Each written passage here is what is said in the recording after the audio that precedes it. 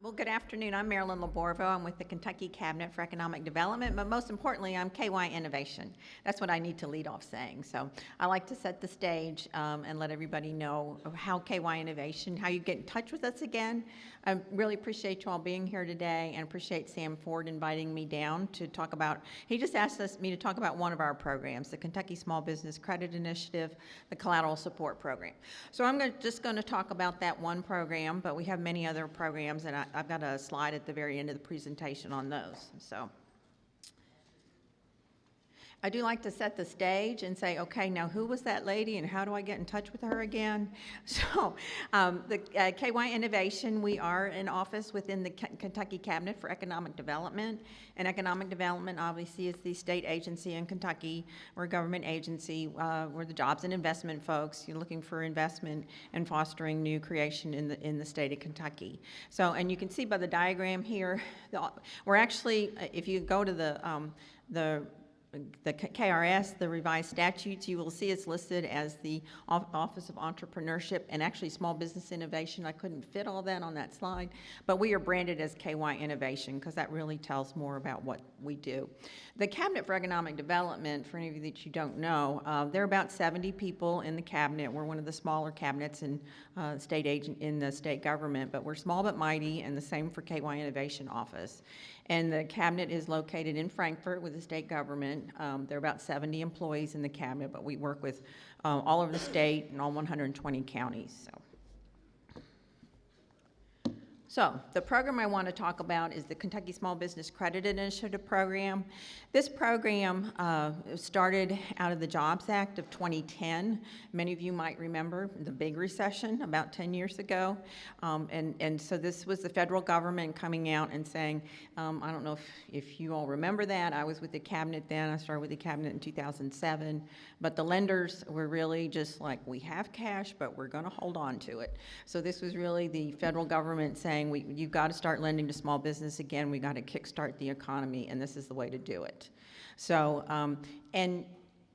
so Kentucky's portion or allotment, I would say, in the first one was $15.5 million, and it was not competitive with the other states. That was predicated based on size, demographics, employment, et cetera. So, but we did have to make application for it, and we got approved, and that money came through the Cabinet for Economic Development in 3 separate tranches, and it had to go out to the small businesses as support, and it's $15.5 million. So, and then the federal oversight stayed on that program for about 5 or 6 years. It has since expired, so that money stayed with the state of Kentucky through the Cabinet for Economic Development as an ongoing support fund. And so how it works is, and there was, when we started this program, there were 3 components, but the collateral support was so far and away the most popular. That's really just about all that we do right now is the collateral support.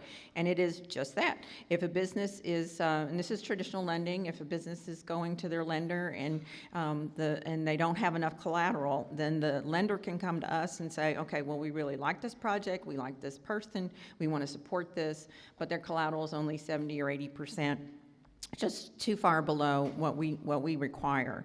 And on this program, we can put up to 20% of the loan project amount on deposit with the lender as a cash deposit. And they always say, what's the catch?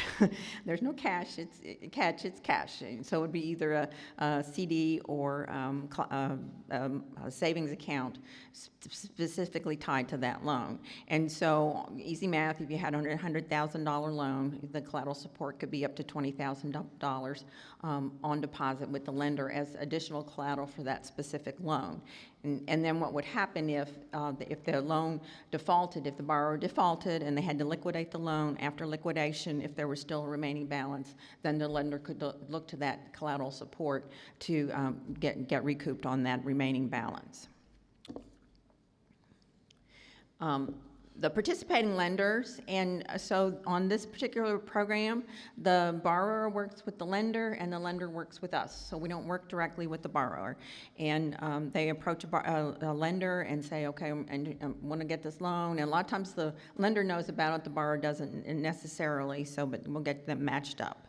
And obviously the borrower still owes the full amount of the loan, regardless of whether they pay it out or default or not. They owe the full amount.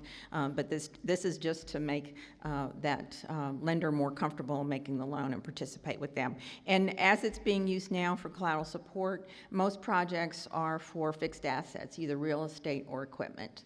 And very often, if you have specialized equipment, we see in a lot of breweries, and that equipment is discounted quite a bit. Because it is so specialized, it's kind of hard to sell in the open market. So we can come in with the collateral support and support those projects and get those loans out to the small business communities. There are 53 participating lenders across Kentucky right now, and they're either traditional banks, they can be CDFIs, the community development financial institutions, the nonprofits, or credit unions. We do have one credit union enrolled right now. And so the borrower goes to the lender, and the lender works with us. And on this website, you can go to your county and see who the who the participating lenders are. I just showed this as an example. In Warren County, I think there's 12 on here that are participating lenders. And if the borrower or the entrepreneur works with a bank that is not enrolled as a participating lender, it's easy for the lender to enroll in this. There's no fee for them to do that. So we'd be glad to talk to them about it. And some of these lenders are participating statewide. I think on this list, Community Trust Bank, Community Ventures Corporation, Fifth Third Bank, and Huntington National Bank, I think, are all participating statewide in this program. They may not even have a branch in your specific county, but they are participating statewide. And then if a lender wants to enroll those documents, or anybody can go on there and look at it, it's very transparent, can get that documentation, get in touch with us.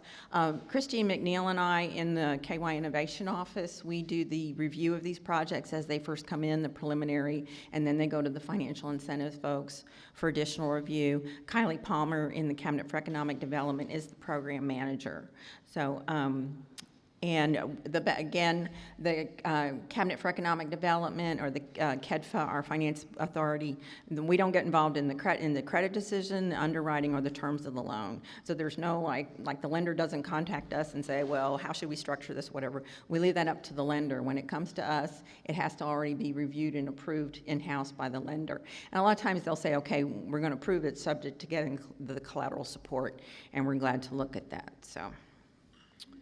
And let me go back one. I have to mention one other thing. This is the carrot. The federal government is now looking at a second round of funding for the Small Business Credit Initiative program. And the amount that they're looking at now, and this has been talked about for some years, but with the pandemic last year, they really kind of moved it forward. So they're looking at $82 million for Kentucky, as opposed to our initial $15 million. So this is generating a lot of interest.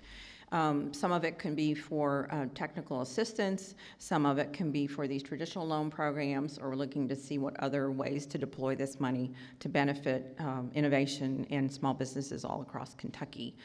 We haven't, Sarah Butler in the Cabinet for Economic Development is our contact with the federal government for that, and she will actually work on and submit the application. It's been a long time coming even to get the guidelines and the application, but I do think that's moving forward, and perhaps the application goes in either in December or February. I can't remember for sure. So stay tuned, more coming.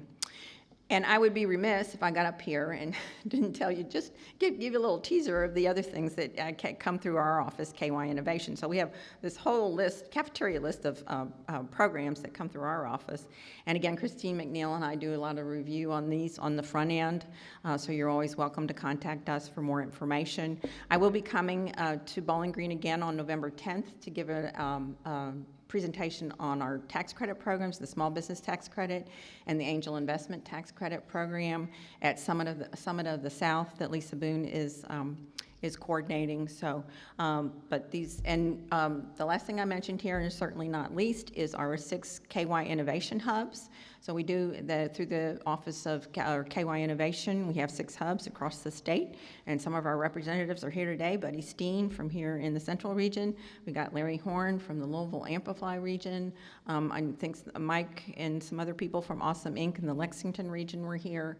So we're out and about, and we rely very heavily on our stakeholders and other partners across the state because there's just a handful of us in the cabinet. So, and Christine McNeil, as I said, is my coworker, and we deal with an awful lot of these programs. So you're welcome to contact us for more information. And I'll just give Christine a plug. She's our program specialist on the SBIR, STTR matching funds. Maria was here this morning, may have talked about that.